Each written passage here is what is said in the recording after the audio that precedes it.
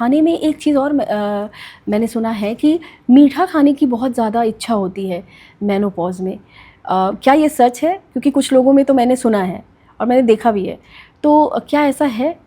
अगर है तो क्यों है और इसका समाधान क्या है? So these are normal food cravings जो जी। कहते हैं, which is a part of a normal menstrual cycle में वी सी कि वो जो फूड क्रेविंग्स डेवलप होती है पोस्ट ओवुलेशन भी हो सकती है, मेनोपॉजल टाइम में भी हो सकती है, बट नहीं, we have to control not giving way to the cravings. मीठा खाना is not good at this time because आपके रिस्क ऑफ डायबिटीज़ एक स्टेज के बाद भी बढ़ती है। डायबिटीज़ की अपनी प्रॉब्लम्स होती हैं which can add on to your menopausal symptoms, specially urinary symptoms.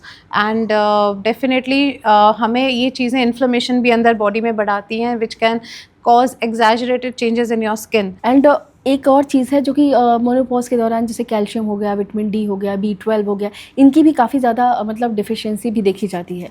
तो उसके लिए क्या करें? मतलब इस समय हमारी सबसे इम्पॉर्टेंट एक ये जो मेजर प्रॉब्लम फीमेल्स फेस करते हैं is related to bone health, जिसे हम कहते हैं बोन मिनरल्स की डेफिशिएंसी होना, क्योंकि वहाँ ईस्ट्रोजन की कमी होने से आपको योर प्रोन टू ओस्टियोपोरोसिस और उसकी मिनरल डेंसिटी के कम होने की वजह से आपके फ्रैक्चर्स के रिस्क बढ़ते हैं। ये जो अभी इसमें हमने बहुत सारी चीज़ें पूछी कि कैसे इसे कम किया जाए, क्या किया जाए।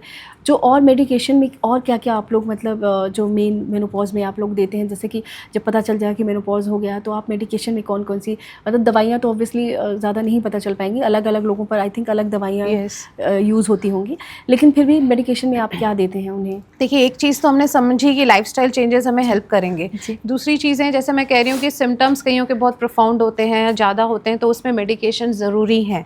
तो मेडिकेशंस जो हैं वो हमारे 2 टाइप्स के हार्मोन्स होते हैं, oestrogen and progesterone.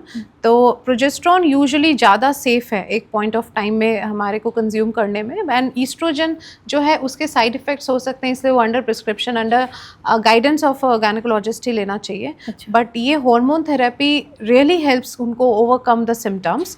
Apart from this calcium supplements, vitamin D, other minerals जो हम कह रहे हैं कि डेफिशिएंसीज हो सकते हैं, multivitamins, that too under a fixed prescription for a fixed amount of time.